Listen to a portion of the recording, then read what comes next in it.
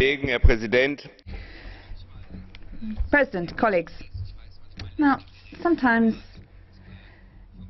when I've listened to the Commission and the Council speaking, I don't really know whether we're living on the same planet. We do seem to be thinking as if we're on different planets.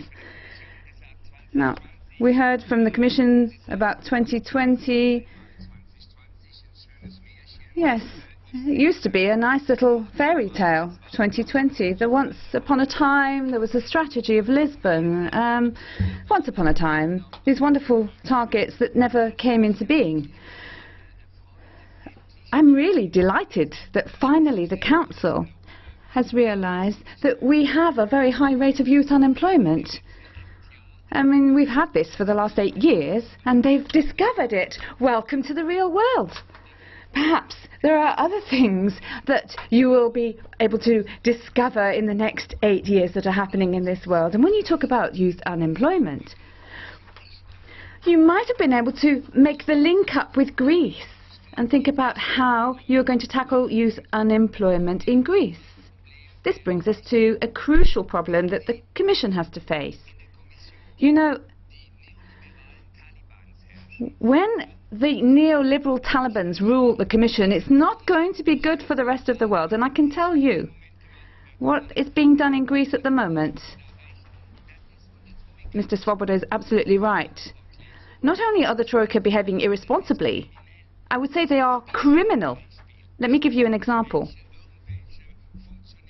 I'm not sure which official is responsible for this, but the Council and the Commission are saying that the Greeks have to save another 326 million.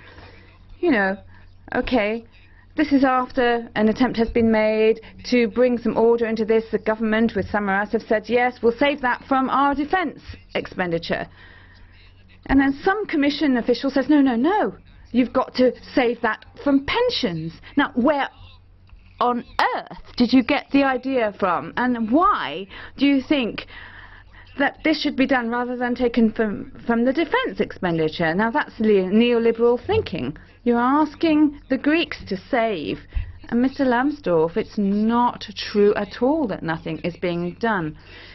Without interest rates, last year we went from 10% to 3 to 4% over the last year alone.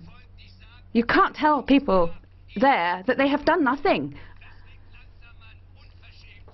How can anybody disgracefully just stand up and say things that aren't true? I mean, I think I'm going crazy listening to what's going on. 130 billion is what we're going to give the Greeks. And now we've got a problem of 380 million.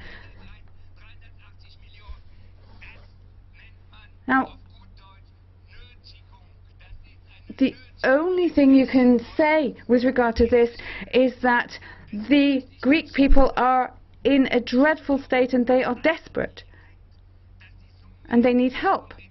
If you all think that this is the way to save Greece, then you're absolutely wrong. You cannot bring through reforms without the people behind you. If you can constantly provoke a population, then that people will also take the wrong decisions. It may be the case that they have some erroneous ideas floating around, but it's not going to work if you constantly force these people to their knees. You have to be straight up with them. And I'd like to say to the Germans here, when the Germans were occupying Greece, there were 486 million from the Central Bank of Greece which were transferred to Germany, and that money has never been paid back. So we're talking about, if you add it all, 81 billion that is owed, if you add it all together with inflation.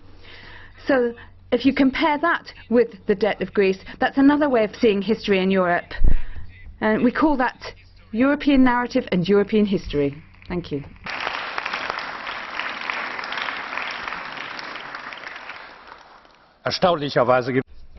Surprisingly, there's a blue card question, Mr. Cohn-Bendit. Mr. Graf Lambsdorff has the floor. Perhaps Mr. Cohn-Bendit could explain to me what he means by Taliban. I've never heard of liberal Taliban, let alone neoliberal Taliban.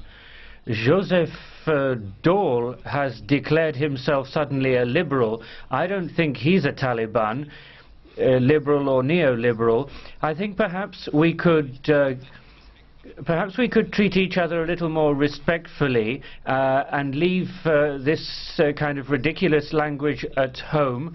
As Germans and others, let's respect each other, and these oratorical flourishes might sound good, but let's do without it. 30 seconds, Mr. Cohn-Bendit. What's the Taliban? Marco Butti, official in the European Commission. At an ECOFIN meeting, he said the following when he was told that the German institutes said that neither Portugal nor Ireland nor Greece would be able to pay. This colleague, this comrade Marco Butti, let's call him Ayatollah Marco Butti, sorry if you don't like Taliban. Ayatollah Butti said, if anyone were to give me these figures in the Commission, I would sack them. Okay, I wouldn't promote them, but it's the same thing. It's an Ayatollah. It's somebody for whom religion is more important than reality. And that's what the neoliberal apparatchiks in the Commission do. Their ideology is more important to them, and they are going to destroy this Europe of ours. Thank you very much. Now, on behalf of the European Conservatives, Mr. Martin Callanan. Vielen Dank, Herr Glocken. European politics is no longer anchored